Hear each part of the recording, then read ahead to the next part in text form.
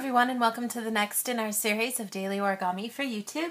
Today we're going to continue looking at some traditional origami, and we're going to make another variation of a crane. This particular crane has a nice little fat little body and is a little more narrow. Just kind of a little variation on making it that kind of creates a little different effect depending on how you want to use the crane. This is more of a 3D kind of feel, whereas a regular one you could even lay flat and use two-dimensionally if you wanted. So this, just like the other one, uses just a standard piece of square origami paper. Paper is 15 by 15 centimeters, and I'll let you guys know the dimensions when we're finished if you're using this for a particular kind of project or something.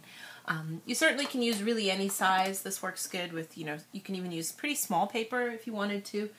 The folds aren't super hard. So we're going to start off here making our square base. So I'm going to start with my color side facing down, and we're just going to fold our paper in half both vertically and horizontally here so we can get where the center is of our paper. And then with the color side facing up, I'm going to fold in half diagonally both ways, making a big triangle so that I can get all the preliminary creases I need to get down to the square base. Let's do both of these here. Open it up. Look at the color side, find those mountain creases, just kind of pinch on opposite sides and shimmy it in so that you can get everything to smooth out to make a nice little diamond or square shape, which is where square base name comes from. Now what I'm going to do is take that first layer of paper here, we're just going to fold it straight up to the top.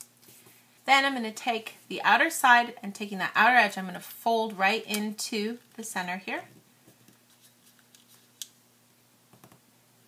You don't need to worry about this being exactly on the center. You want it to be as close as you can. And sometimes you'll get something like I did here where there's a funky crease because of the layers of paper. Don't worry about that. Just open it up and smooth it out if you need to get it to fold over right. And then I'm going to do the same kind of crease on this side too. So I'm getting both of these sides folded over. And again, it doesn't have to be exactly on the center. You want to just kind of bring it over so you get something like this. Flip it over. We're going to do the same thing on this side too. Again, just folding straight up, and then taking the outer edge and folding it towards the center. Helps to kind of start by holding down at the bottom with that crease and then smoothing up the side.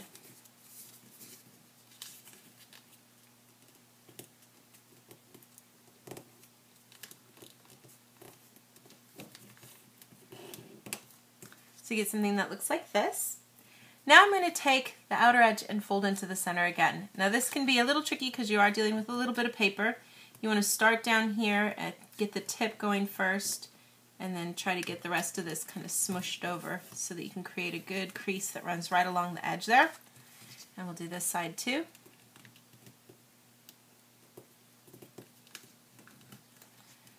And if you can help it, you want to try to keep the side rolled underneath and tucked underneath as you make the fold to try to prevent this inner part from shifting.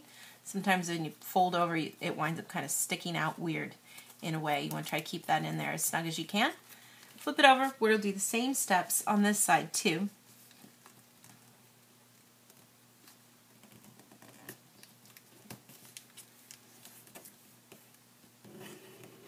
And this last side can be a little tricky because you are folding on such a thick layer of paper going underneath with these other sides already folded. That can be a little tricky, but you try your best to get that part folded over and tucked over as much as you can without letting that part pop out. That's always hard.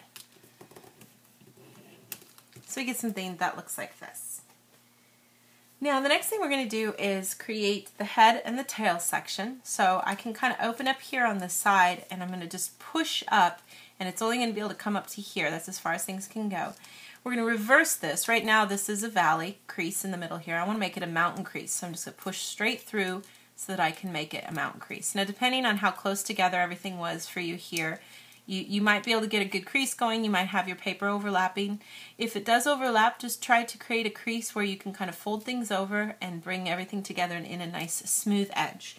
Now generally for the tail for this, you can go ahead and make it kind of stay kind of close to the body, creating not so much of a space here. And then I'm going to do a similar kind of thing for the head, but this time I'm going to make it a little bit lower so that it can be more of a head shape here. Get this part folded over. And in this case, because it is the head, you don't have to worry about making that area perfect because we're going to reverse it back out again to make the head. But for this, I'm just going to create a little bit more of an angle. Open it up a little bit more away from the body to create the head. And then for the head, like I said, you choose just how much of this you want to create for a beak, but we're just going to make it now a valley at the top there. It's good to get that valley started and then pinch right on that corner so that you can get both of those sides to come together. And then you could smooth out what you have here for the beak. And that should give you a nice little finished body. Now, the last little step here is to just take this top part, and you'll notice there's this nice little mountain. What we're going to do is just gently tug on these two tips of wings until we can cause some tension in the middle there, and you'll notice how it'll just pull apart and open up. And you can just smush that down as you pull things open to create almost like a square space here. And it's kind of up to you if you want to keep it more of a domed kind of effect, if you want to keep it flat like this where it looks kind of like almost like a diamond shape really. It's up to you of how you want to do things. You can cause a little curl to the wing tips up there at the top. Depends too. I think this kind of one works really good if you're making like a mobile. It's nice to be able to thread. If you've got a really long needle that you use for like sewing with leather and things like that, you can thread that through here and pop it straight out the tip to create your mobile if you're interested in doing that. So, but that gives you our little plump crane, which is the finished piece there. And the general dimensions, you know, depending on the angle that you make the head, he's about 9 centimeters long, and with the tip of the wing all the way down, it's about 6 centimeters tall.